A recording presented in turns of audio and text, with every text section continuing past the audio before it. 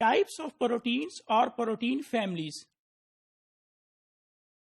Proteins are made up of amino acids. There are 20 amino acids.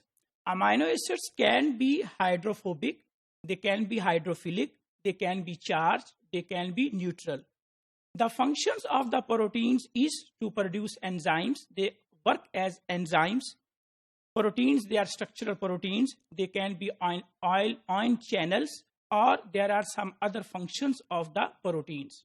These are the 20 amino acids. Amino acids, they are the building block of the proteins. So there are 20 amino acids: arginine, glutamine, phenylalanine, tyrosine, tryptophan, lysine, glycine, alanine, histidine, serine, proline, glutamic acid, aspartic acid, threonine, cysteine, methionine, leucine, asparagine, isoleucine, and valine. So there are 20 different types of the amino acids, and amino acids are the building block of the proteins. This is the structure of a typical amino acid. In case of amino acid, there is the alpha carbon. In the middle, this is alpha carbon. This alpha carbon on one hand is attached to the carboxylic group, while on the other hand, it is attached to the amino group. This alpha carbon on the other hand is attached to the R group, which is also called as side chain. So structure of the typical amino acid is alpha carbon, carboxylic group, amino group, and side chain. Types of the amino acid. There are three major types. Like some of the amino acids, they are small in nature. Some they are polar. So these are the small amino acids, and these are the polar amino acids. Then hydrophobic. So these are the hydrophobic amino acids.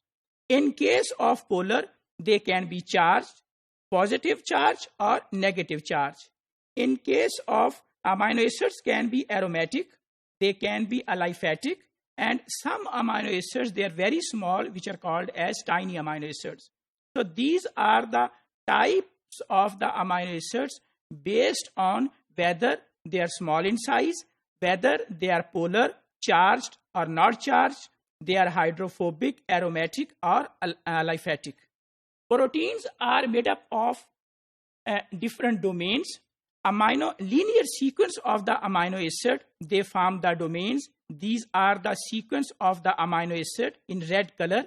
This sequence of the amino acid form the one of the domain of the protein. This is a second sequence, second part of the sequence of the protein. This forms the green domain, and this is the third and the last part of the sequence of the amino acids. This amino acid sequence forms the another domain. So amino acid sequence, that is proteins, they are actually linear sequence. If we see the primary structure of the protein, they are linear sequence of the amino acids. These are the linear sequence of amino acids marked with red color, with green color, and with purple color. So these sequences, they form the domains. This sequence form this domain and two other domains.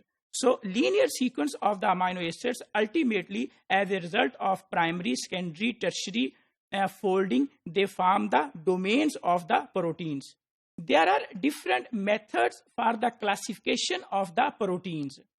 One of the common method of classification of the proteins is that proteins can be categorized into three subtypes. They can be fibrous proteins, they can be globular proteins, and the complexes with multiple components including proteins. So these are three major types of the proteins: fibrous protein, globular protein, and the third type is complexes with multiple components including proteins. If we see the first type of the proteins, which are called as fibrous proteins can be in the form of cytoskeletal proteins. The examples are actin, chronin, dystrophin, keratin, and tubulin. These are some of the examples of cytoskeletal proteins, which are actually fibrous proteins. The second type of the fibrous proteins, they can be extracellular matrix proteins. And the examples are collagen, elastin, and fibronectin. So these are some of the examples of extracellular matrix proteins, which is the type of the fibrous proteins. The second main category of the proteins, they are called as globular proteins. There are many subtypes of the globular proteins. Those types, they are plasma proteins, hemoproteins, cell adhesion proteins, transmembrane transport proteins, hormones and growth factors, receptors. Other types of the globular proteins, they are DNA binding proteins, immune system proteins, nutrient storage or transport proteins, chaperones, proteins, and enzymes. So these are different types of the globular proteins. The third type of the proteins, they are called as complexes with multiple components including proteins. They are different complexes. They can be in the form of the examples of complexes with multiple components.